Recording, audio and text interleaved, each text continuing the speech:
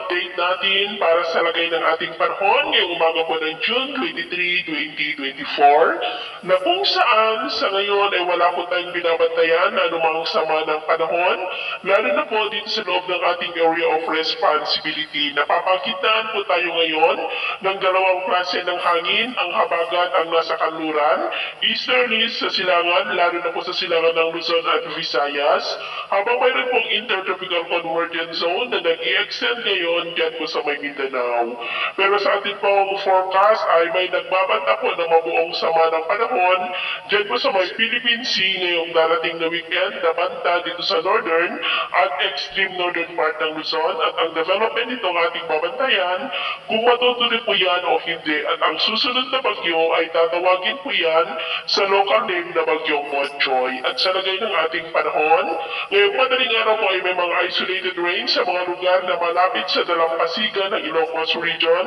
Lingayen sa may Pangasinan, Metro Manila, ilang bahagi ng Quezon, Rizal, Bicol Region, Palawan, Panay Island, Negros, Cebu, Bohol,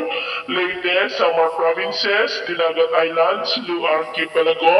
Zamboanga Peninsula at ilang bahagi po ng Davao. At mamaya ay sisikat pa rin ang araw sa malaking bahagi ng bansa, mainit at maalinsangan, pero may tsansa pa rin ang ulap na kalangitan with isolated rain sa ilang bahagi po ng Cagayan,